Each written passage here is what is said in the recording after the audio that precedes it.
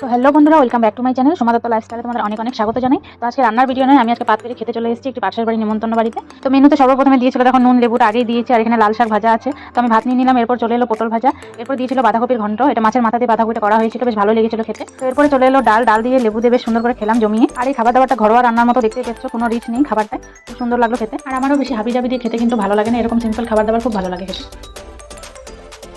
তো খেতে খেতে এরপর চলে এলো মাছ, দেখো পাতলা লাল ঝোল, 2 পিস মাছ আছে এখানে। আর এই যে পাশে আমরা সবাই খেতে বসেছি, আমরা 4 জন একসাথে এসেছিলাম। তো যাই হোক, এরপর খাওয়া শেষে আরেকবার আমি ভাত নিয়ে নিলাম, মানে বুঝতে পারছো বাঙালি তো ভাতটা একটু বেশিই খাই। তো এরপর আমি ঝোলটা দিয়ে ভাতটা মেখে নিচ্ছি। এখানে 2 পিস পরিমাণ মাছ আছে, মাছের পিসগুলো বেশ সাইজটা বড় বড়ই আছে।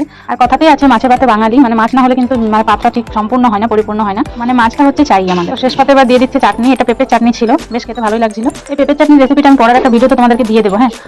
আর এরপর দেখো নলেন গুড়ের, আমি ঠিক উচ্চারণ করতে পারছি না, নলেন গুড়ের রসগোল্লা চলে এলো। এরপর শেষ পাতে পাপড় দিয়ে চাটনি দিয়ে কে কে খেতে ভালোবাসো প্লিজ কমেন্ট করে জানিও।